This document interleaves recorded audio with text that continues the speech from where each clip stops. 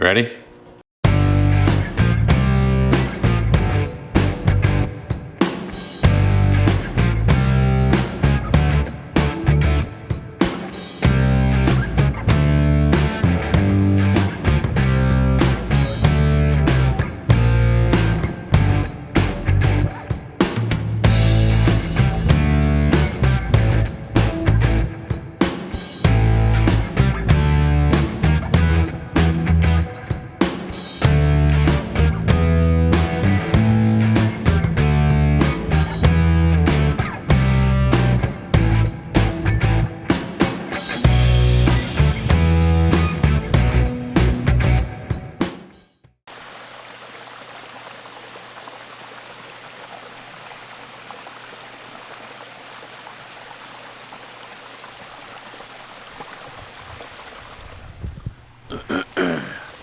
Welcome back to Fabrication 101. We are back. It's another day. We're heading out to the shop. Fish pond behind me is doing really well. It's a beautiful day. We kind of got a lot of rain last night, so the pond is a little overfull, but it'll manage itself. It does that fairly well. Anyway, we're gonna head out to the shop. I got a lot of work to do to the Bronco. Get some repairs made, some maintenance stuff made. Just generally a lot of work to do. So.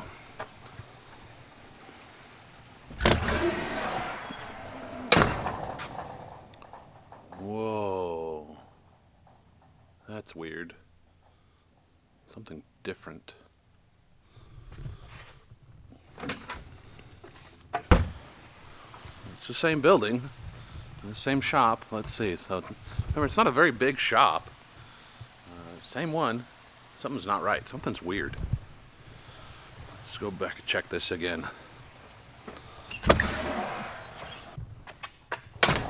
Alright, yep, something's definitely different here. Look at this place. My little shop has grown. This has been a project for a long time, several years, quite a few delays, but I now have a nice big shop to work in here on my property. As you can see, I've already started doing some work. I know they say you're not supposed to start working in a shop till it's done, but the Bronco needed some maintenance work. I had some time where I was waiting for permit inspections and things like that to get done on this building, and so I just decided to go ahead and start tearing into this thing here in the corner, and we'll go over that here in just a second. But anyway, so this is my big new metal building. It's a Titan steel structure.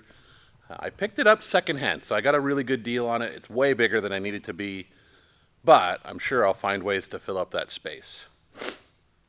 So anyway, I'll be looking for storage ideas, new ideas for large shop tools, those kind of things. What I should do to the floor. I don't really want to leave it concrete or just bare concrete, but I don't know if I really want to spend the money to do the epoxy flooring, so I'm looking for some other options, what's out there, that kind of stuff. But as you can see, I've got an 18-foot car hauler, my butt, my big Super Duty, a bunch of other junk, and a Bronco in here, and there's still lots of room. From a store. Should have been. Look at all the floor space. So much aerobics in here. So many activities. So it's a 4,500 square foot, 18-foot eaves. Again, way bigger than I need, but it gives me room to grow. So, on to the Bronco. See, I've got the whole front end torn apart. Just doing some maintenance stuff a while back. In March, at the Arizona Classic Bronco Stampede, we drove through some pretty deep water crossings. Probably shouldn't have been driving through them, but at one point we had water coming across the floorboards in the Bronco, so pretty deep. So I decided to drain the front end, get rid of the oil and that stuff in there. It was pretty milky. But what I found was some interesting marks on my differential carrier, if you can see those. So this is my front ARB, and what happened is, and this is something I've never had happen before, my pinion nut came loose. And because it came loose, the pinion started walking back and forth inside of there. It ate up this oil slinger. Was rubbing on the front of this thing. Let's see, I had that pinion nut Loctited. It was a brand new nut, so lock nut. Loctited and staked, and it still came loose. And I think part of it was because last couple times at the classic Bronco Stampede, driving down the highway, I got some significant death wobble happening. And some of it, I think, was due to the fact that I had about 5 pounds of air in my tires. But there's a couple other things that I've noticed as I've been looking through things. One of them is this. So if I grab this here, there's a lot of movement there in that tie rod. And I've got a fix for that. I'm pretty sure I know why that was happening.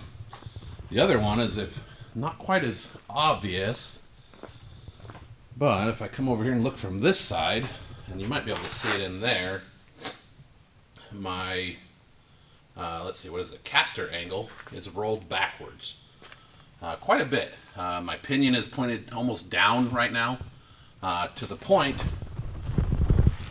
where trying to drive forward, my front drive shaft was actually binding up in this thing. So I think my link joints, which are ballistic fabrication, like Johnny joint style things, they need to be rebuilt.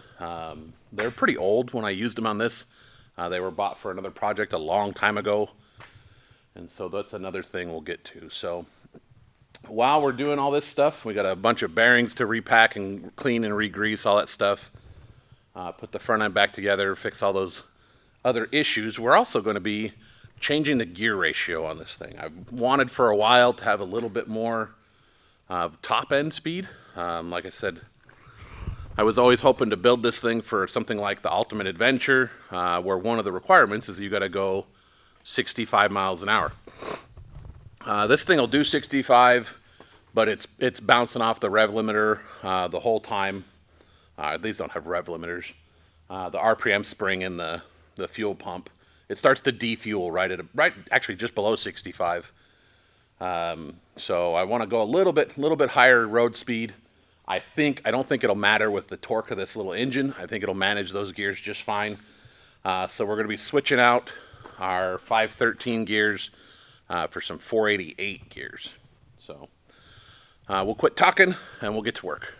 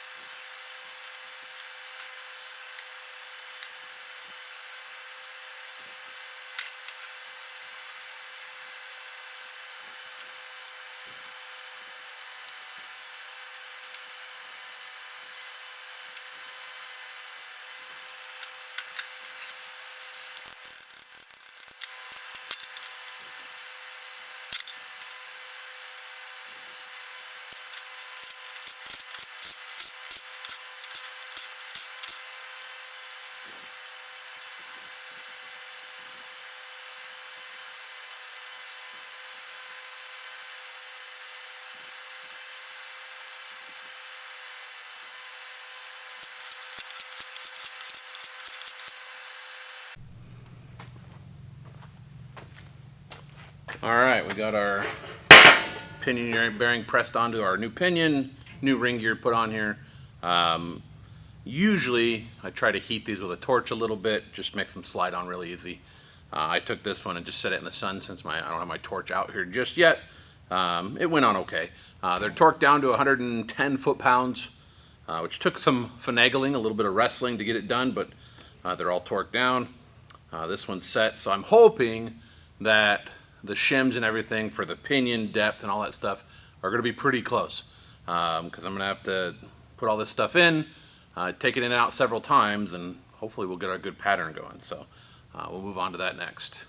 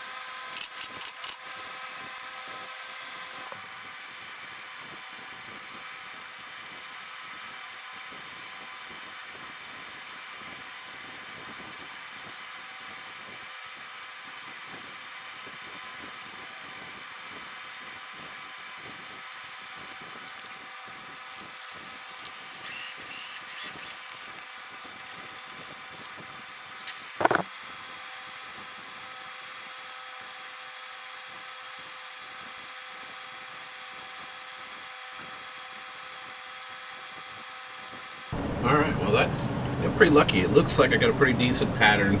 I had very minimal, just a little tiny bit of backlash. That might even be not quite enough. I'm gonna have to go grab my dial caliper and check that, but otherwise everything looks pretty good.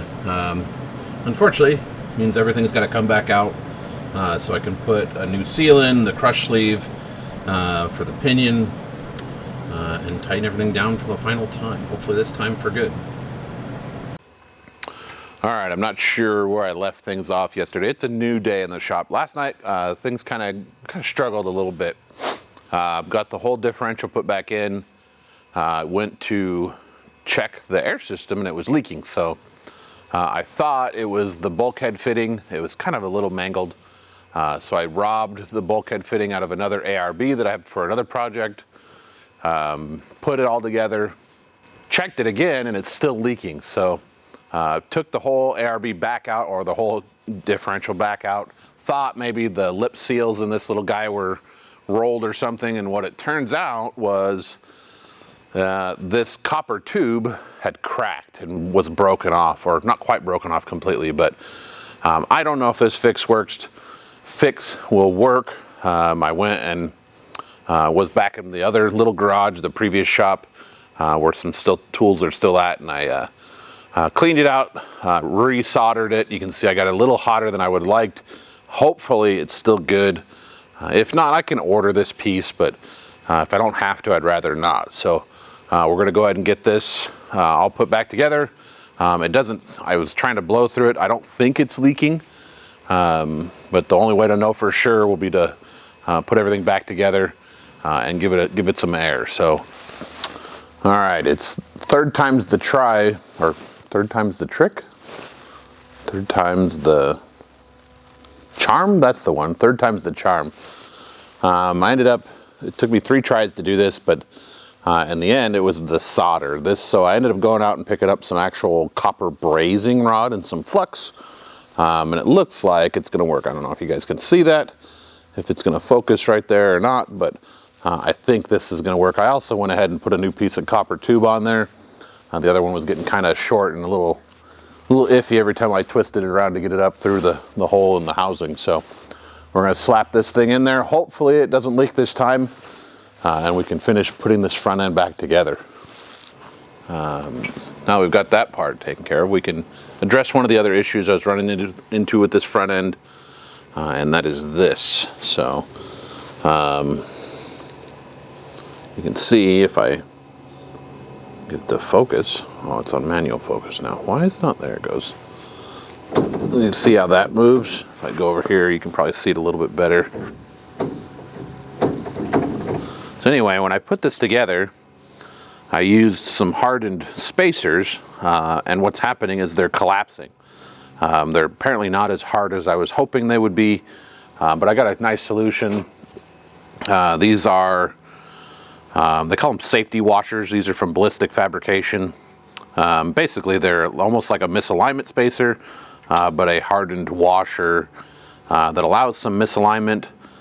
And if your rod end ever fails, it doesn't fit through the head of the rod end. So we're going to replace these.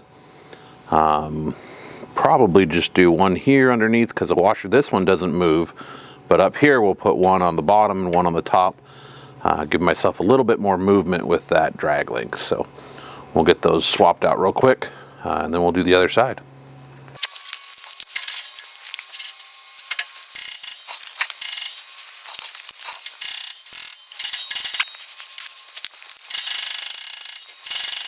There we go. Yeah. Look how that sucker deformed. Still got to get the other half off. I'm not going to use this bolt, so I'm not super concerned about tearing it up. So this one, hardened washer.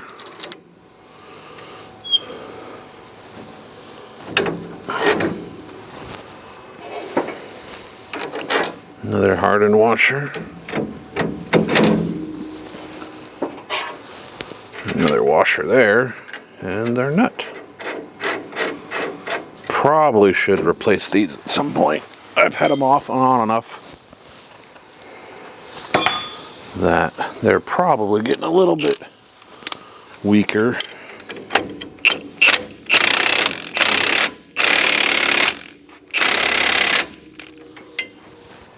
All right, let's put this front end back together. All right, well, we've got kind of a good news, bad news, good news, bad news, maybe good news kind of situation going on. Bad news is the rebuild kits I have for these are not the right rebuild kits, because I'm pretty sure these are, now that I think about it, I'm pretty sure these are maybe Johnny joints, and I thought they were ballistic joints, so the rebuild kits I bought for the ballistic joints won't work. The good news is these aren't that bad. I don't think they need to be rebuilt. I think a lot of the play under there was the bolt holes are wallowed out, which is kind of my next section of bad news. Good news is ballistic fabrication makes a kind of a bushing / washer that can be, you drill it out to a bigger bolt hole, and it puts a hardened washer in that you can then weld into place. So I just ordered some of those. Bad news is they won't be here for a while, but that should fix most of that issue. Kind of the bad news on that is my upper mount on the chassis side of my upper 3-link mount. I don't know how I'm going to be able to get to weld this washer in because of the way this mount is built. I might be able to throw a few tack welds on it, so we'll deal with that when we get to it. But that brings me to the end of this video. I didn't get quite as much done as I wanted to. Kind of fix some of the other issues with the front end. Hopefully these new washers and stuff will straighten out the pinion angle and deal with some of those other issues for me. Enough of that. Let me know what you guys think about the new shop. Not much going on in it right now. I still got a lot of things to square away. But I'm pretty excited about it. I hope you guys are excited about it, and hope you guys think it's pretty cool. So. All right, well, the camera battery is about to die, so I'm going to go ahead and end this video off here. I appreciate you guys tuning in. I know it's been a while since I posted my last video. Lots going on. Life's getting in the way of things. Good things and not bad things, so don't worry about that kind of stuff. But anyway, we will catch you guys in the next episode of Fabrication 101. In the meantime, do yourself a favor, do me a favor, and go build something.